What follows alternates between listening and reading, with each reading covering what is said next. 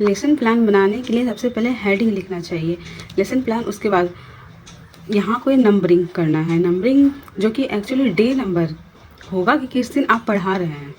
उसके बाद कुछ अपना डिटेल्स देना है, जैसे नेम ऑफ़ द स्कूल, आप किस स्कूल में पढ़ा रहे हैं या टीच कर रहे हैं ट्रेनिंग पीरियड में, नेम ऑफ़ द प्यूपिल टीचर, जिसमें आपको अपना नाम लिखना है। उसके बाद रोल नंबर, आपके कॉलेज में जो आपका रोल नंबर है वो लिखना है। नेक्स्ट सब्जेक्ट जिसे आप पढ़ा रही हैं, जो भी subject, for example math, science या आर्ट्स में जो भी पार्टिकुलर सब्जेक्ट है आपका वो। नेक्स्ट कौन सी क्लास को आप पढ़ा रही हैं वो, फॉर एग्जांपल 9th या 10th स्टैंडर्ड।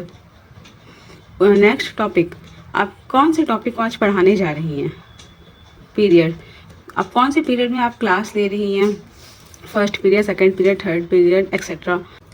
ड्यूरेशन, आप कितनी देर तक क्लास लेते हैं। जनरली ये किसी भी स्कूल में 40 to 45 मिनट्स का होता है। Average age of students in that class. Next that. इसके बाद जनरल एम्स लिखना है, जिसे आप जनरल ऑब्जेक्टिव्स भी लिख सकते हैं। ये आपके सब्जेक्ट से रिलेटेड एम्स होते हैं। फॉर एग्जाम्पल मेरा सब्जेक्ट साइंस है, तो मुझे यह लिखना है कि बच्चों को साइंस पढ़ाने के क्या एम्स या ऑब्जेक्टिव्स या उद्देश्य हैं, उनका लॉन्ग टर्म क्या यूज है उनके लाइफ में इस सब्जेक्ट का। यह जनरली आपको गूगल करने पर भी मिल जाएगा। इसमें 3 या 4 पॉइंट्स इनफ होते हैं। नेक्स्ट, स्पेसिफिक ऑब्जेक्टिव्स, जो आपके आज के लेक्चर के ऑब्जेक्टिव्स यानी कि उद्देश्य होंगे कि आप आज जो टीच कर रही हैं उससे बच्चे क्या सीखेंगे। ये जनरली 2 टाइप्स के होते हैं, knowledge objectives and understanding objectives. Knowledge objectives is actually the knowledge you learn from the topic. Understanding objective is basically the objectives that how do you use these things you learn from the topic, especially in your daily life. Next topic is teaching method. ये teaching method मतलब आप कौन से method से teach कर रही हैं। Generally सभी सब्जेक्ट में लेक्चर मेथड तो होते ही हैं, इसके अलावा question answer method, project method, problem solving method, demonstration method, etcetera. Next topic is teaching add. Teaching add में वे सारी चीज़ें आप लिख सकते हैं जो आप टीचिंग के दौरान यूज करते हैं, like black board, chalk, books, any type of PPT, PDF, project, anything और other materials. Next, previous knowledge. इसमें आपके टॉपिक के अकॉर्डिंग उस क्लास के स्टूडेंट को क्या क्या पता होना चाहिए वो लिखा जाता है। For example states of matter पढ़ाने के लिए स्टूडेंट को solid, liquid and gases substance के बारे में पता होना चाहिए। उसके बाद प्रीएम्बल यानी कि प्रस्तावना। इसमें हम उनके प्रीवियस नॉलेज के अकॉर्डिंग कुछ क्वेश्चंस करेंगे स्टूडेंट्स से, और स्टूडेंट्स के आंसर जो आएंगे वो इसमें लिखना है स्टूडेंट्स एक्टिविटी में। स्टेटमेंट ऑफ द टॉपिक में आप जो आज पढ़ाने जा रहे हैं उस टॉपिक के बारे में लिखना है।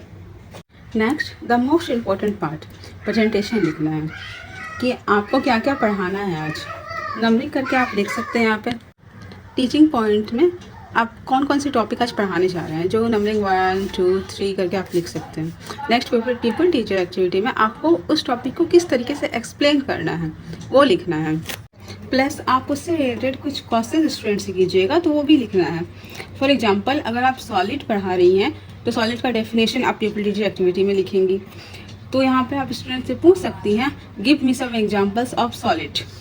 देन स्टूडेंट कुछ आंसर करेंगे, तो आपको स्टूडेंट प्रोबेबल एक्टिविटी वाले कॉलम में लिखना है। नेक्स्ट, ब्लैक बोर्ड वर्क, या आप इसे टीचिंग एड भी बोल सकते हैं, जिसमें आप जो ब्लैक बोर्ड में बनाइएगा स्टूडेंट को समझाने के लिए वो आपको इसमें लिखना है। जैसे कोई डायग्राम, चार्ट या कोई भी ड्राइंग तो वो इसमें बनाना है। तो ये आप किसी कलर पेपर में या फिर नॉर्मल ऐसे ही ड्रॉ कर सकते हैं। Next, evaluation. इसमें आपको कुछ और क्वेश्चंस लिख रहे हैं जो आप स्टूडेंट से पूछिएगा टॉपिक को अच्छे से समझने के लिए, जो उन्हें हेल्प करेगा।